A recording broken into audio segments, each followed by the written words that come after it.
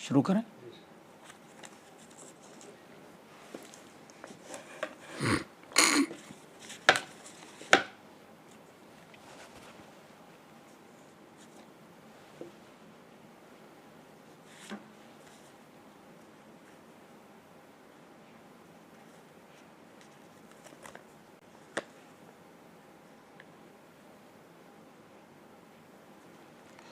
چلو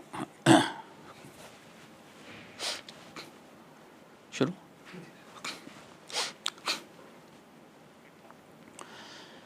الحمد للہ رب العالمین والصلاة والسلام علی سید الاولین والآخرین وعلی آلہ واصحابہ اجمعین ومن تبعہم بإحسان الی یوم الدین. اما بعد. محترم حضرات، دینی بھائیوں، دوستوں اور ہمارے اس پروگرام سے میں شریک رہنے والے تمام ساتھیوں، اللہ رب العالمین نے ہمیں اعضاء دیا ہے، جسم دیا اور جسم میں آنکھ بنائی، کان بنایا، اب پورا ایک جسم عطا کیا ہے، صحت دیا، تندرستی دیا. یہ اللہ رب العالمین کی نعمت ہے. اگر ہم اپنے ان اعضاء کی حفاظت کریں، جو اللہ نے ہمیں آنکھ دی ہے، پیر دیا ہے، ہاتھ دیا ہے، یہ سب اللہ تعالیٰ کی نعمت ہے. اگر ان کا ہم صحیح استعمال کریں تو یہ ساری چیزیں ہمارے لیے بہت ہی خیر و برکت کی ہیں. اور یہ بھی ہمیں یاد رکھنا چاہیے کہ یہ جو نعمتیں اللہ نے دی ہیں ہم کو، ان تمام نعمتوں کے متعلق قیامت کے دن اللہ تعالی ہم سے سوال کرے گا. رب العالمین نے قرآن مجید میں فرمایا، آپ سب لوگوں کو یاد ہوگی کہ فرمایا ثم لتسألن یومئذ عن النعیم. اے میرے بندو، جب قیامت کے دن تم رب کے سامنے آؤ گے حساب کتاب کے لیے، تو اللہ تم سے اپنی نعمتوں کے متعلق سوال کرے گا. حضرت عبداللہ بن عباس اور بہت سارے سلف، عبداللہ بن مسعود رضی اللہ عنہم اجمعین اور دیگر سلف، ان حضرات کا یہ کہنا ہے کہ رب نے یہ جو بیان فرمایا ثم لتسألن یومئذ عن النعیم، پھر قیامت کے دن تم لوگوں سے کو قبر سے اٹھایا جائے گا، ہم اپنے سامنے پیش کریں گے اور تم سے اپنے نعمتوں کے متعلق پوچھیں گے. کہتے ہیں صحابہ اور بعد اور بہت سارے لوگ صحابہ اور اسلاف، خصوصاً عبداللہ ابن مسعود، عبداللہ بن عباس وغیرہ ہم، کہتے ہیں ان صحت الابدان والابصار. جس نعمت کے متعلق اللہ تعالیٰ قیامت کے دن پوچھیں گے، جن کا تذکرہ اس آیت میں ثم لتسألن یومئذ عن النعیم میں، کہتے ہیں وہی آنکھ کے متعلق اللہ پوچھے گا اور تمہارے اعضاء کے متعلق پوچھے گا. تم نے اپنی آنکھ سے کیا کیا دیکھا ہے، اپنے کان سے تم نے کیا کیا سنا ہے، اپنے دل سے تم نے کیا کیا سوچا ہے، اپنے ہاتھ سے تم نے کیا کیا اور اپنے پیروں سے تم نے کیا کیا، کہاں کہاں گئے تھے. قرآن مجید کے مختلف مقامات پر ان سے پوچھا جائے گا. اللہ نے مختلف مقامات پر ذکر کیا ہے. ان میں سے ایک مقام سورہ اسراء ہے، بنی اسرائیل. اللہ نے فرمایا وَلَا تَقْفُ مَا لَيْسَ لَكَ بِهِ لَا تَقْفُ مَا لَيْسَ لَكَ مِنَ الْعِلْمِ. آگے فرمایا ان السمع والبصر والفؤاد کل اولئک کان عنہ مسئولا، ان السمع والبصر والفؤاد کل اولئک عنہ مسئولا۔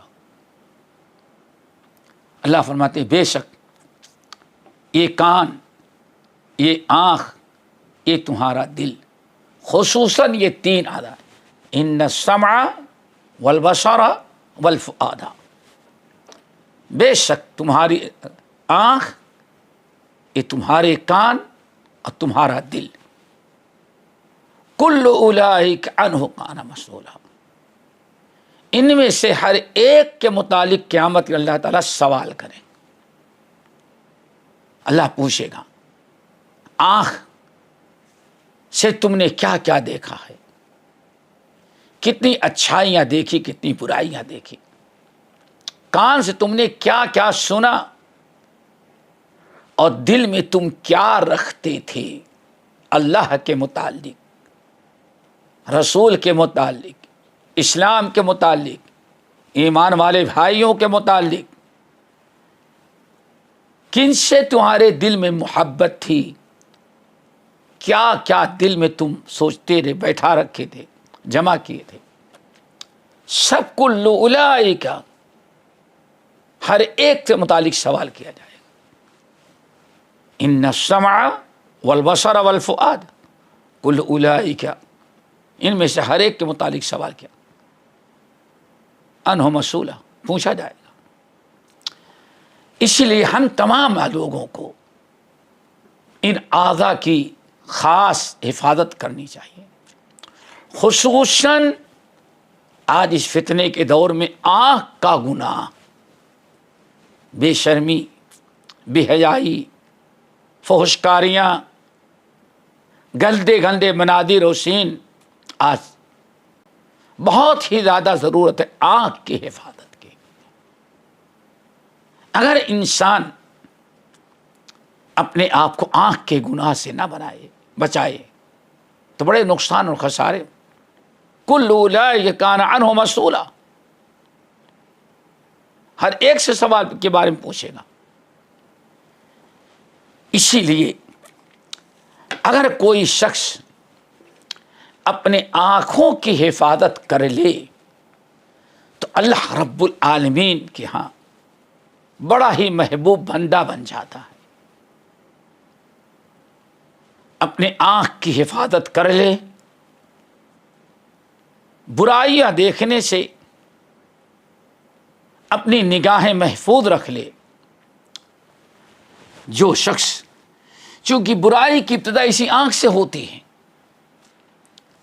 اسی لیے دل کا تقوی اور پاکیدگی کے لیے اللہ نے حکم دیا کہ اپنی نگاہوں کو نیچے رکھو، ذالک ازکی لکم واطہر، اس سے تمہاری نگاہیں، تمہارا دل بہت ہی پاک رہے گا۔ ساری برائی کب کرتا ہے انسان؟ جب دل میں برائی کا تصور ہو، اور برائی دل میں کب آتی ہے؟ جب آنکھوں سے دیکھتا ہے۔ اسی لیے اللہ نے فرمایا نگاہیں نیچے رکھو، اپنے نگاہوں کی حفاظت کرو۔ حضرت امام طبرانی رحمۃ اللہ علیہ معاویہ ابن حیدہ بڑے مشہور صحابی ہیں، ان سے نقل کیا کہ نبی علیہ السلام نے ارشاد فرماتے ہیں ثلاثۃ لا تری اعینہم النار، میری امت میں 3 قسم کے لوگ ایسے ہیں جن کی آنکھیں جہنم کو دیکھیں گی بھی نہیں، یعنی اللہ ان کو اتنا دور جہنم سے رکھے گا، اس قدر بچائے گا کہ جہنم نظر بھی نہیں آئے گی ان کو۔ ثلاثۃ لا تری اعینہم من النار، اللہ اکبر، ثلاثۃ لا تری اعینہم النار، 3 قسم کی آنکھیں۔ نمبر 1، عین بکت من خشیت اللہ، وہ آنکھ جو اللہ تعالیٰ کے ڈر سے، خوف سے، خشیت سے، اللہ کے عذاب، اللہ کی عظمت، حساب کتاب کا تصور، عذاب قبر کا خیال دل میں لاتا ہے اور اللہ تعالیٰ کے ڈر سے اس کے آنکھوں میں آنسو آ جاتے ہیں۔ عین بکت من خشیت اللہ،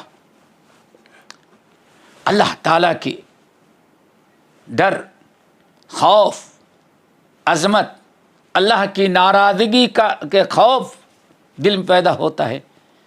مجھ سے یہ ہو گیا تو میرا رب ہم سے ناراض ہو جائے۔ رب کی ناراضگی، رب کے عذاب، رب کی عظمت اور جلال کا تصور کرے اور اس کے آنکھوں میں آنسو آ جائیں۔ عین بکت من خشیت اللہ، یہ پہلی آنکھ ہے۔ مراد آنکھ والا، یعنی 3 قسم کے لوگ ہیں جو جہنم کی آگ بھی نہیں ان کے آنکھیں دیکھیں گی۔ انہیں پہلا انسان ہے عین بکت من خشیت اللہ، جس کی آنکھیں اللہ تعالیٰ کے خوف اور ڈر سے رو دیتی ہیں۔ نمبر 2، وعین حرست فی سبیل اللہ، دوسرا انسان وہ ہے یا دوسری آنکھوں ہے جو اللہ کے راہ میں دین کی حفاظت کے لیے پہرے داری کرتا ہے۔ ایسا انسان اللہ تعالیٰ کی دین کی حفاظت کے لیے پہرے داری کرتا ہے، سوتا نہیں جگتا رہتا ہے، کہیں حدود پر، بارڈر پر ہے جہاں دشمنوں کو آنے کا ڈر ہے۔ اور ایسے ہی کہتے ہیں اسی میں وہ شخص بھی ہے، وہ علم والا جو دین کی دفاع، حفاظت کے لیے اللہ تعالیٰ کی کتاب، نبی کی سنت کو سنت سمجھنے اور لوگوں تک پہنچانے اور لوگوں کے دین ایمان کی حفاظت کے لیے مطالعہ کرتا ہے، جگتا ہے، اس کو بھی اللہ تعالیٰ فضیلت دیں گے۔ نمبر 3، وعین غضت عن محارم اللہ، اللہ اکبر۔ تیسرا، وہ انسان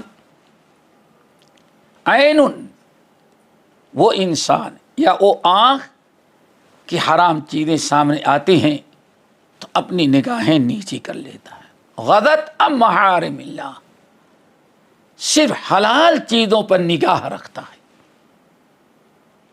کبھی حرام چیزوں پر نگاہ نہیں۔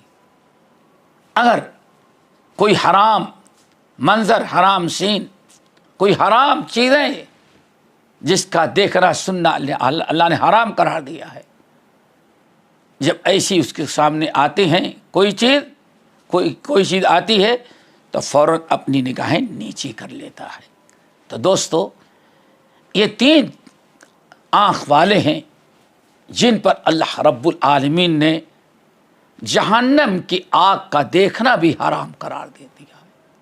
جلایا جانا تو بہت دور کی ہے، لا ترى اعینہم، جہنم کی آگ بھی نہیں دیکھیں گے۔ یہ بڑے خوش نصیب ہیں۔ ایک تو ہے اللہ تعالیٰ کے ڈر سے رونے والا، نمبر 2 جب دین کی حفاظت کے لیے جگنے والا، نمبر 3 جب بھی کوئی حرام چیزیں سامنے آتی ہیں تو اپنی نگاہیں نیچی کر لیتا ہے۔ یہ 3 قسم کے لوگ ہیں جو بڑے خوش نصیب ہیں، جن کو اللہ رب العالمین جہنم کی آگ سے بچائے گا۔ اللہ تعالی ہم سب کو محرمات سے بچنے اور اپنے خوف اور ڈر سے رونے والا، حرام چیزوں سے بچنے والا بنائے۔ اللہ تعالی ہم سب کو اس حدیث کے مطابق زندگی گزارنے اور اس پر عمل کرنے کی توفیق نصیب فرمائے۔